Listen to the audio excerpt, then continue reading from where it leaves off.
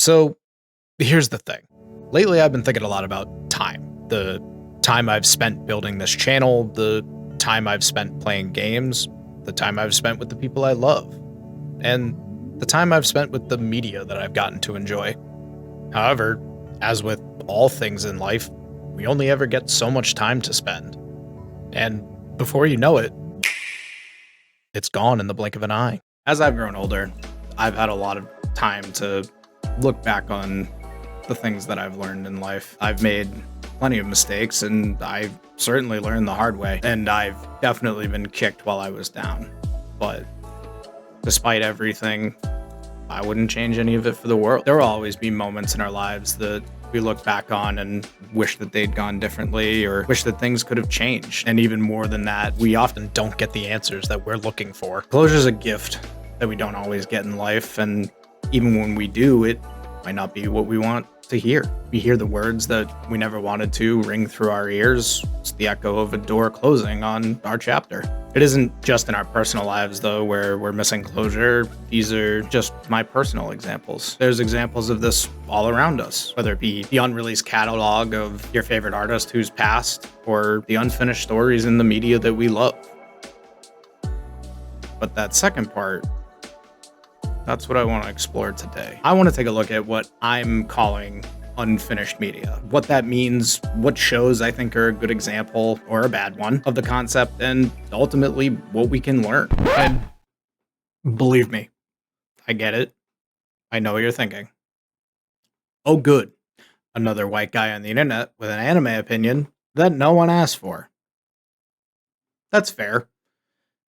But hear me out. These are some of my favorite shows of all time, just period. And I think a vast majority of the internet would agree that these are widely beloved pieces of media. I'm not here to tell you why you should watch it. I'm not here to rank them or put them above or below one another. What I want to look at is a slightly different lens, starting with the concept of what is unfinished media. I consider an unfinished piece of media to be something that is, for all intents and purposes, a piece of work that has been completed by its creator with its intended ending. The vision of the media was fully thought through, fully realized, and released as it was supposed to. It's a piece of media that, despite being fully over and completed, it finds itself as, well, it's unfinished. It's unresolved. It's ambiguous. It's inconclusive. The narratives, the stories, the characters, we only get a glimpse of the world that they exist in.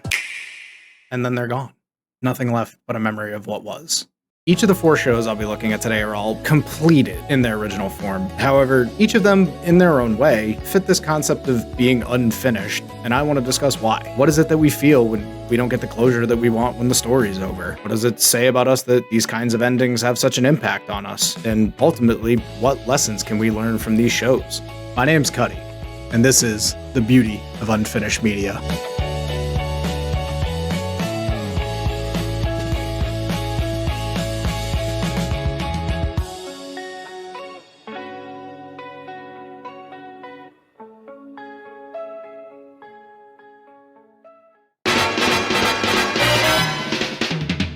Cowboy Bebop is widely accepted as one of the greatest anime of all time. Ask virtually any anime fan if they've seen it, and they'll probably tell you just that. For many, it's the show that got them into anime. For others, it's a requirement to see such a classic, regardless of their current or all-time favorites. For some, any other consideration is heresy. I find myself somewhere in the middle. This was a show that I was always told to watch as I finally started getting into the genre later in life. But regardless of what their reason was, everyone who told me to watch the show was right. Cowboy Bebop is the story of 3 bounty hunters, a hacker prodigy child, and the cutest corgi I've seen in all of animation, just trying to survive the harsh realities of the future world they exist in. A now seemingly not so impossible future where catching bad guys all across the galaxy is just another Tuesday, and the next meal only comes if you can turn them in for the cash. It's a space-based dark jazz neo-noir western epic that will hit you like an absolute freight train. Before I continue, I do want to make a note of this here. I will be spoiling this show, and every other show that I discuss here today. This concept hinges entirely on the ways that the shows end, so if you have not seen Cowboy Bebop, Samurai Jack, Fooly Cooly or Samurai Champloo, and you have ever wanted to, first off, welcome. How the hell did you end up here? Secondly, I highly recommend going and watching each of and any of those shows if you haven't seen them before. If you've ever even considered it, go watch them now. All of them are worth it. If you've ever considered watching those 4 shows and you haven't yet, this is your sign. This is also your only warning that you're going to be getting. So from here on out, you agree with me. If you get spoiled on the show, that's on you. Anyways, Cowboy Bebop is one of those shows that hits just a little bit different for everybody. One of the common viewpoints that I've seen is that it'll hit very different as you get older, and good God, ain't that the truth. The bleak outlook of the future of the universe, plagued by war and rampant crime, contrasted with the desire to just get by and survive, really makes a much more significant impact now. The daily grind of just trying to stay alive and make enough money to get by is even more poignant today than it was more than 25 years ago when the show released. Even still, the feelings we get from this show, by my estimation, are a great example of the concept of media that has been left unfinished.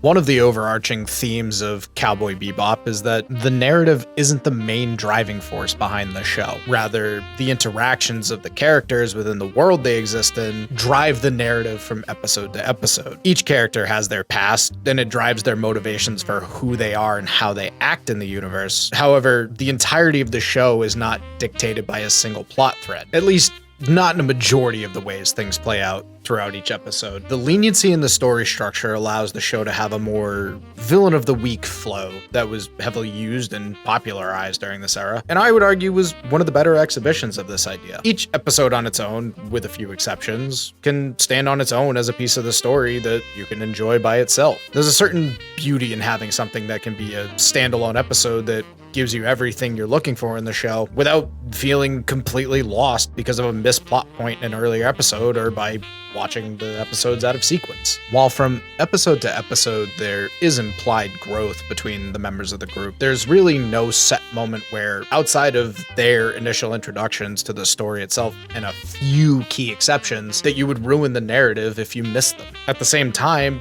nothing ever really ends. Nothing ever really feels finished across all 26 episodes of the show. Not even when Spike dies. The final 2 episodes of the show wrap up the storyline of Spike's background, having been a former syndicate member and facing off against his rival Vicious. In their standoff, they mortally wound one another, and we're hit with a fitting end to their story. The iconic final frame of Spike pointing a finger gun at the crowd of syndicate guards and saying, "Bang," will live on infamously in every fan's mind. Even with Spike's death, we're left with a show that is, by all accounts, wholly unfinished. There are still so many loose ends that have never been tied up. Where did Ed and Ein go? What about Jet and Faye? Did they continue on in a series of further adventures? Did they maybe give up being bounty hunters? What about Ed's father they randomly found, like, an episode before all of this? What about every other character in the show? What about the future? Will it ever recover from the past?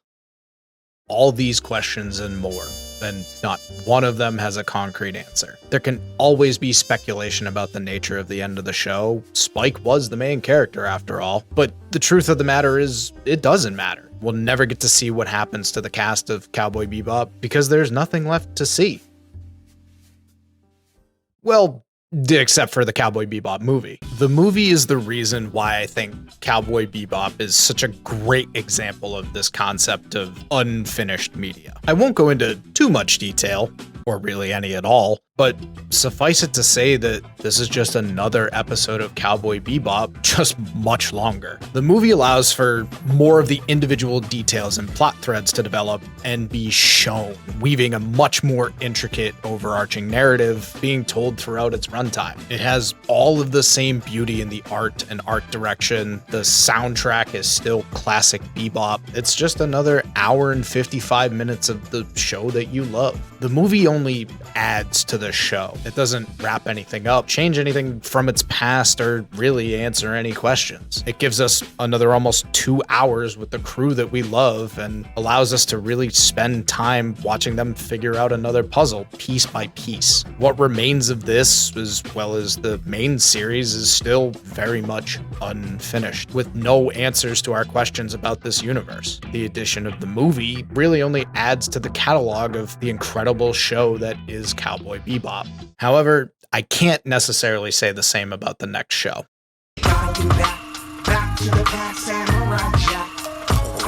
I want to start off this section by saying I love Samurai Jack through and through. The show is a complete anomaly in the world of Western cartoons, and the fact that I'm using it here is proof that it is a show worth watching. All 5 seasons of it. But I'm getting ahead of myself, and I want to talk a bit about the show and what I think makes it one of my favorite pieces of media of all time. In my opinion, the beauty of Samurai Jack can be summed up in one word: simplicity. There's a limitation and restraint used in Samurai Jack that only adds to the beauty and mystique of the show, that being the minimal use of dialogue. After the first few episodes of the show, dialogue takes a backseat to the rest of the show's elements, be it the art direction at large, the shot selection within the show, or the soundtrack used to drive the narrative along. Beyond that, after the first season, the show can be watched in effectively any order up to basically the end of the 4th season. I only say the first season needs to be watched in order largely because there are certain aspects of Jack's fighting style and personality that are developed through some of the characters he meets in the early episodes. After that, however, the show plays far more heavily into the journey and emotion of each episode to its fullest, rather than just furthering Jack's progression and his fighting style or the overarching story to get back to the past. The artistry used in the storytelling is second to none throughout the show, between the multi-frame shots within a single screen space, the use of the 4:3 aspect and black bars to create a more cinematic feeling, or the music that drives the emotion of each episode beyond what any other show was capable at the time. And then it just ended. At the end of the fork. Oh boy, this is way harder than it looks. Holy shit. At the end of the 4th season, Jack was canceled from the lineup at Cartoon Network when the channel's leadership changed, and they decided they were going to move the channel in a different direction to live action shows for some reason. I don't want to harp on this too much because anybody who grew up in that era knows that Cartoon Network was nearly unwatchable for quite a while after that. Those dark times don't need to be relived, and fans were incredibly disappointed that Jack and many other beloved shows were getting the axe. The one that hurt the most for me was losing the Grim Adventures of Billy and Mandy, but that's a story for another time. In its original form, Samurai Jack was unfinished, both by definition of this concept and by the physical nature of the show being canceled. We were never going to get an answer, and we made our peace with that. We made our peace with the fact that we would have to just live with Jack was never going to get back. Then suddenly, everything was back. We were going back to the past with Samurai Jack. Except, not exactly. We're getting Jack in the present. After having reruns air on both Adult Swim and Cartoon Network for years, the fans' desire to see Samurai Jack's end was finally given its opportunity. In 2017, Season 5 was released with Genndy Tartakovsky at the helm once again. Over the 10 episodes that were released, we're finally given the answers to what happened to Jack. Set 50 years after the events of the first 4 seasons, Jack's mind has been wrought with torment, trying to get back to the past. The loss of everyone he ever knew and loved had driven him to near madness. He still searched for the way back, but to no avail. And even worse, he's lost his sword. The key to it all is now gone. He knows he can't stop Aku without that sword. As you can imagine, this is only the introductory episode to Season 5, and is effectively the establishing shot to his current situation. Throughout the remainder of the season, he fights to stay alive, just as always. However, the show is in a much darker and far more graphic and adult tone, since the show is now designed to appeal to those who had grown up with Jack. The people who were just kids when the show aired would now be in their late teens and early 20s, just as I was at the time. I think this is where things start to get a bit messy. for the end of Samurai Jack. As you can imagine, the intent was to wrap the show up as neatly as possible while simultaneously bringing it back to the audience who loved Jack. Those would hope that one day, somehow, some way, Jack would be back to finish everything once and for all, would finally get their wish. They would get to see their hero return to the life he once lived, in the time he belonged, and defeat the evil that is Aku. Except it didn't happen exactly in the way that we would have expected. In the final 2 episodes of season 5, we learned that Ashi, Jack's love interest and partner at this point, has the powers of Aku due to the nature of how she was born. In turn, and unfortunately unsurprisingly, Aku is able to abuse that power to capture Jack and threaten to finish him off once and for all in a very public broadcast all across the galaxy. This, of course, does not go according to plan, and Jack is able to break through to Ashi and free her from Aku's control. Along with the assistance of effectively every major character from season 1 that helped Jack become who he is today. They're able to hold off Aku long enough to escape, and Ashi takes Jack back to the past when she opens up a portal. Because Ashi has Aku's powers. As you can imagine at this point, they go back to the past moments after Aku sent Jack away initially, where they're able to rid him from the universe and save the future from his reign of evil. Because that was the point of bringing Jack back. Oh, and then as Ashi's about to marry Jack, it comes to light that she's a timeline paradox and can't have ever existed if he defeated Aku thousands of years in the past before she would have even been a concept. Because... well, I guess just because. For as well as they were able to do wrapping up the story of Samurai Jack, there are definitely issues with how the season plays out. The art style and overall way the show is made is undeniably and unapologetically Jack. And there was clearly a love and passion for the show, the fans, and the network. Tartakovsky was once again able to create something beautiful, even in the least likely of timelines. At the same time, there were so many decisions that were made that really pull away from what made this show so special in the first place. There were far more explanations required through dialogue exposition than there ever had been, and the story's plot points had to be established and executed upon unlike any prior season. The overall narrative had to be set in motion full of previously unnecessary contrivances and forced exposition in a way that felt so wrong for it being Samurai Jack. There was also a disconnect from the original show, largely due to the fact that it had the Adult Swim audience in mind. While that did not detract from the artistry and style used for the show, it does create a clear division in the saga that says, here are the first 4 seasons, and here is season 5. Did the story finally get wrapped up for the audience that loved Jack? Yes, of course.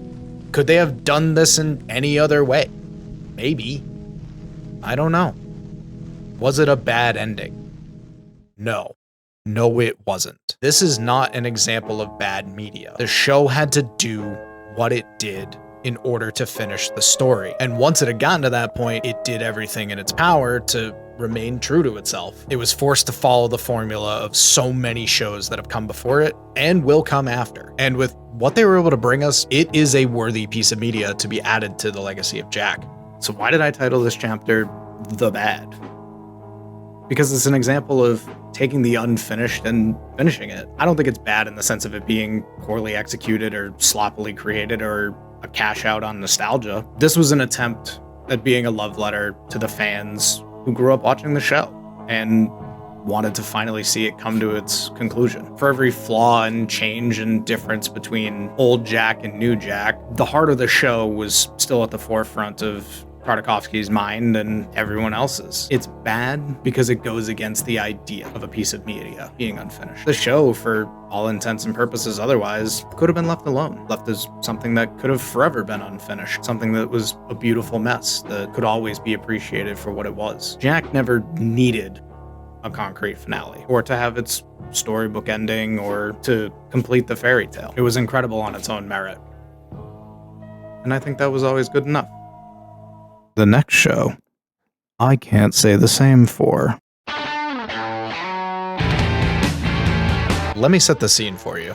I was 6 years old, sleeping over at a friend's house. We'd fallen asleep watching Cartoon Network several hours earlier, but whatever I woke up to didn't seem like a Cartoon Network show, or at least not one that I had ever seen. I noticed it was about 3 o'clock in the morning, and I saw a reddish-haired girl flirting with and kissing the neck of a boy in a blue jacket under a bridge, and then I fell back asleep.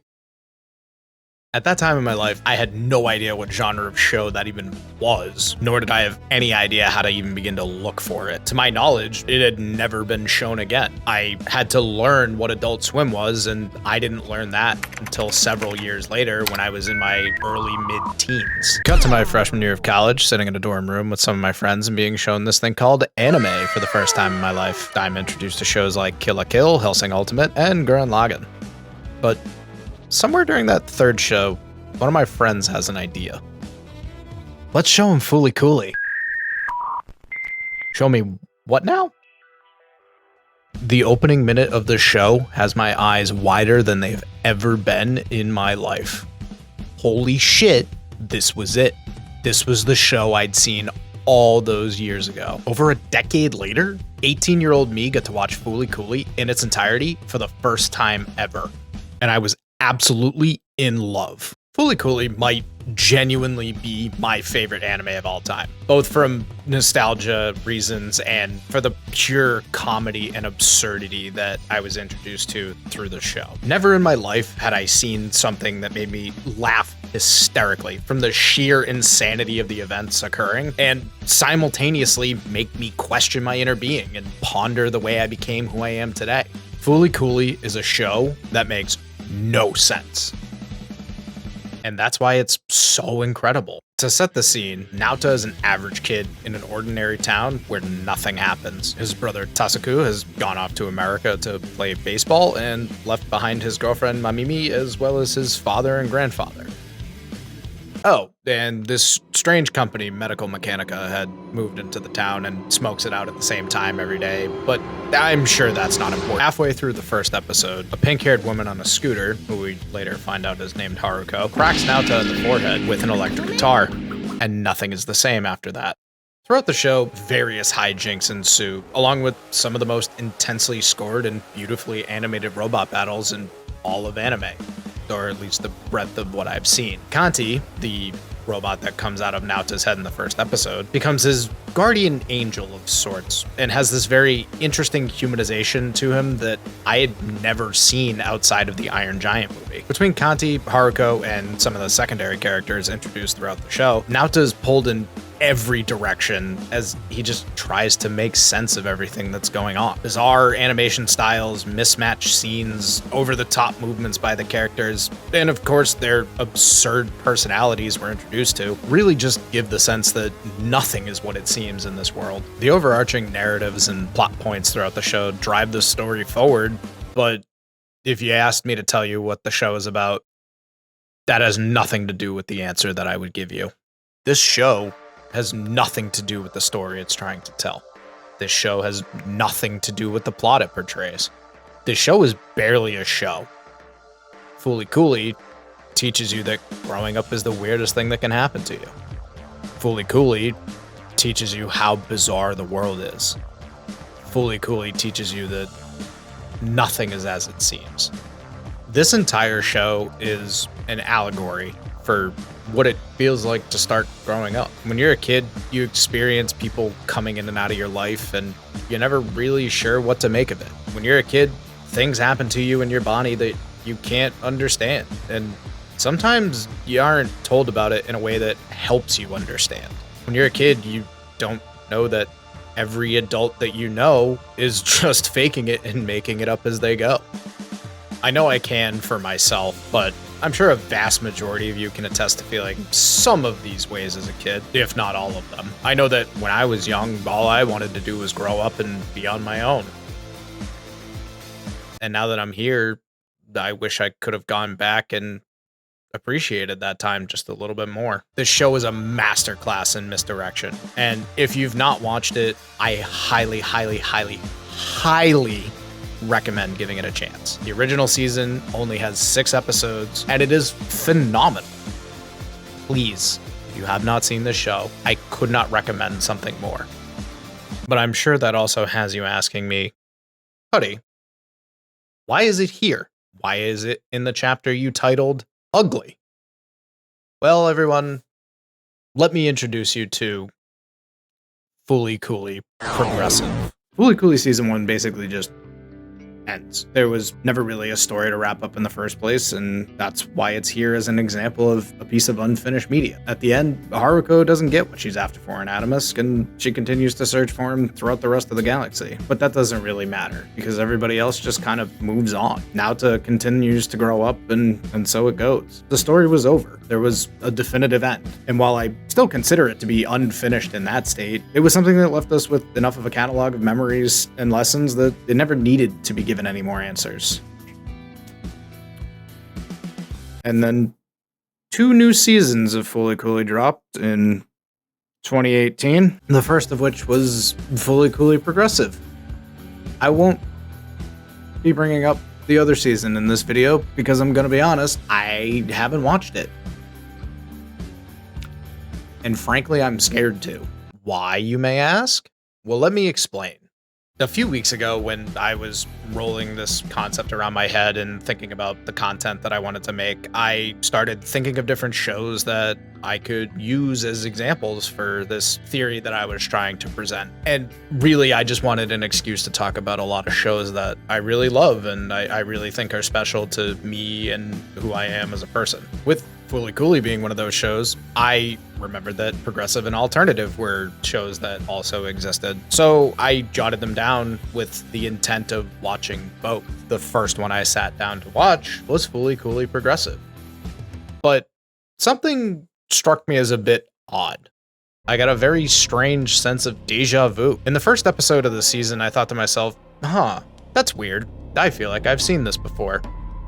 But I continued to watch and I pressed onward. I watched the second episode of Progressive. Now things were starting to feel even more strange because I felt like I was starting to see what was happening before it was even animated on the screen. At first I thought to myself, I can't believe how predictable this season is. Wow, how far has this show fallen?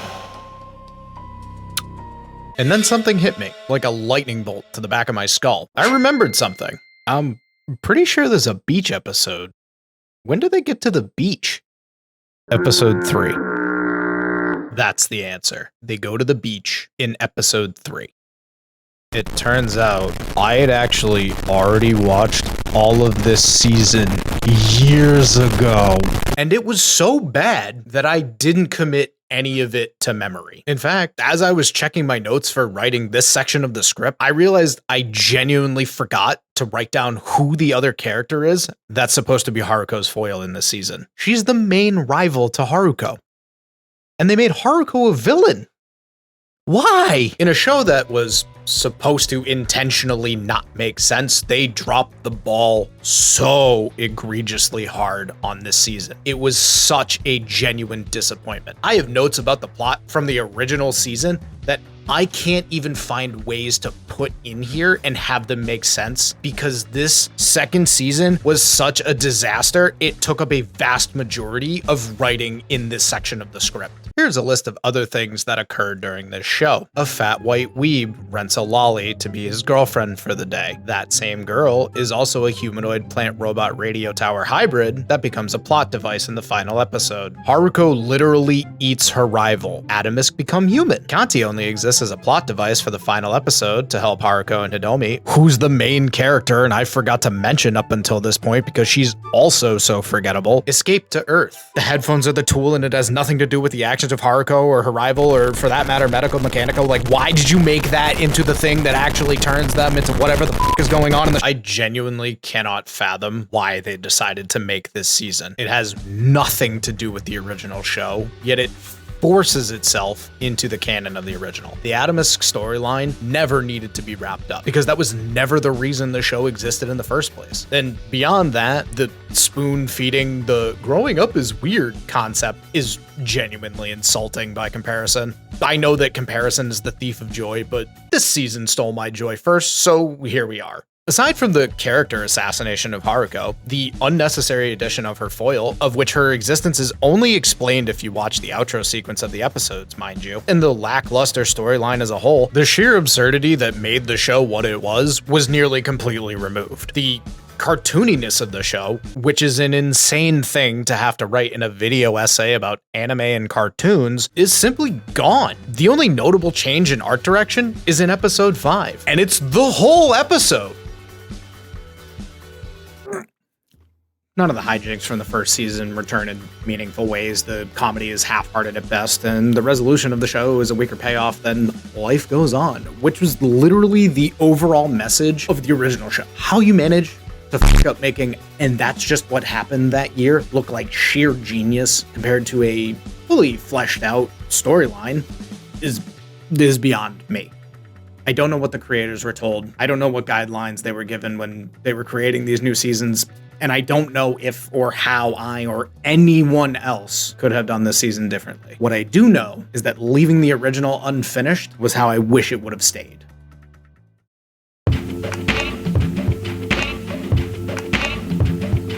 Samurai Champloo is the first anime that I watched on my own after my initial introduction to the genre by my friends in college. The art, the animation style, and above all else, the music really hooked me from the opening credits. I was instantly interested in the main characters, their relationships, their story that they were building for their journey, just the whole thing. It was so perfect from frame one. Mugen, the tough-talking, hard-hitting, scrappy vagrant, was the perfect foil to Jin, the reserved, methodical Ronin who is a master of his craft. The two are immediately made out to be rivals, and since neither of them can fell the other, they're brought together by Fu, a girl who just so happens to be on a mission to find her father, who is also a samurai, and their duty becomes to help her see her journey through. Considering the show was created by Shinichiro Watanabe of Cowboy Bebop fame, there could have never been a doubt that the show was going to be incredible. The score, the animation, the story, everything is there. And while the narrative structure of Champloo is a little bit more intertwined with the plot from episode to episode, it never feels like pieces of the show only exist to service that plot moving forward. Plenty of antics occur on their adventures, but each progresses the story in a way that feels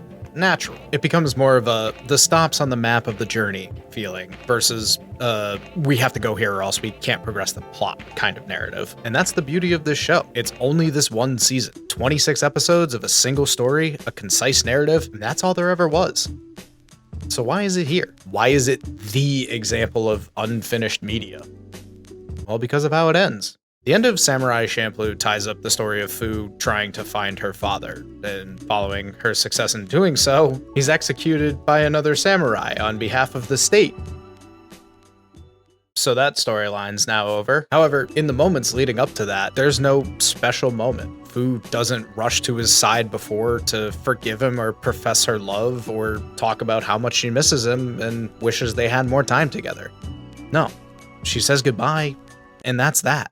Jin then has to come to Fu's rescue because she's also marked as an enemy of the state and is set for execution by that same samurai. In doing so, he has to use a technique that his master had taught him could have ended his life as well.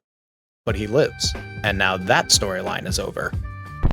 I'm not gonna lie, I keep trying to record this last segment, so I'm gonna read verbatim what is written on my script here. It's a very confusing scene and also very convoluted to have introduced in the first place. Very cool characters, very interesting kind of your past comes back to haunt you idea, but the sheer absurdity of how this show ends is really difficult to write without being either too wordy or purely insane sounding. With all that being said, here's what I wrote. Mugen is fighting off the last remaining brothers from a ship he robbed many years ago, one of whom is fully paralyzed and in a wheelchair. After he had dispatched of the other two brothers, who were fully able-bodied, the brother in the wheelchair then shoots him from a hidden slot in the arm of his wheelchair and subsequently lights off several sticks of dynamite that he had concealed under the seat that Mugen kicked open.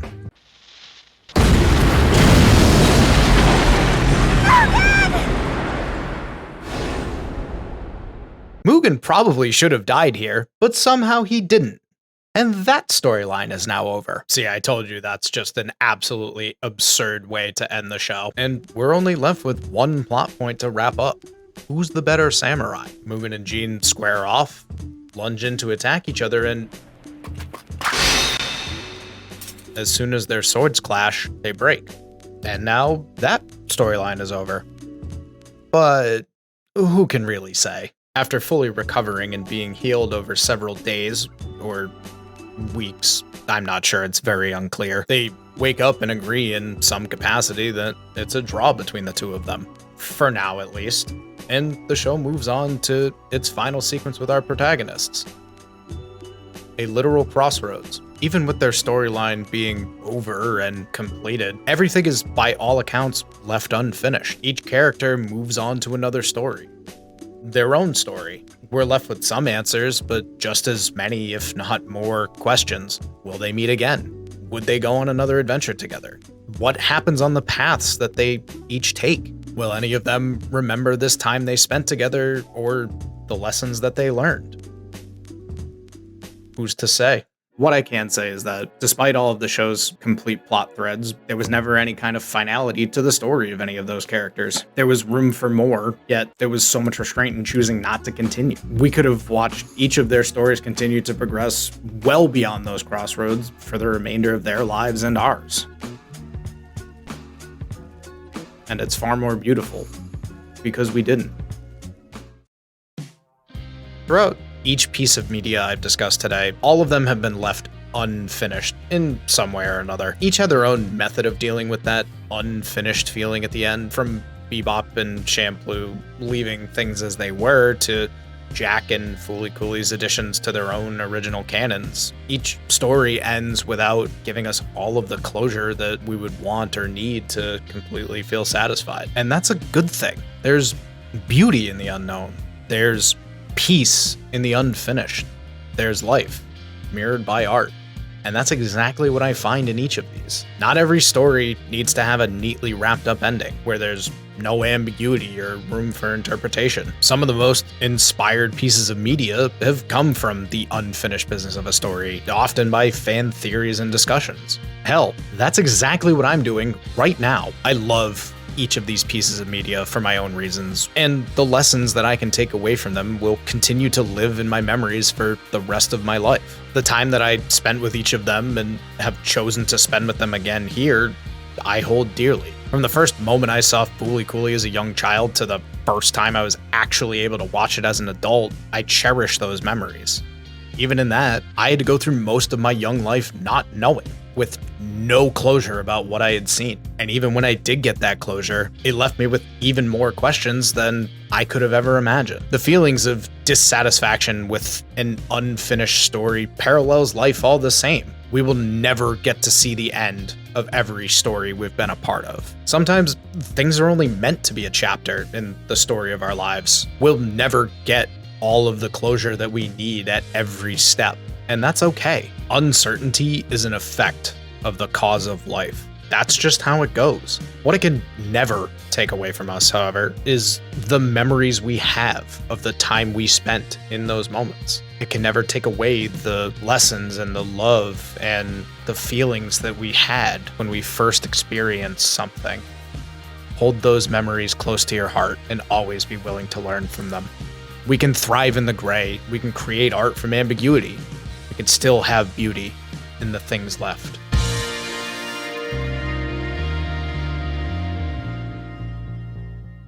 Hey everybody, thanks for taking the time to make it to the end of this video. I genuinely had a lot of fun putting this together, and as anxiety-inducing and difficult of a departure this was from what I normally make, I enjoyed it, and I do think that I'd like to make more stuff like this moving forward. I hope you enjoyed it, or I hope you hated it. All I care is that you got something out of this that you didn't have coming into it. If you liked it enough to make it to this point, stick around. I'm gonna see what other cool stuff I can make in the future. Regardless, I hope you have a good one, and I hope to see you again.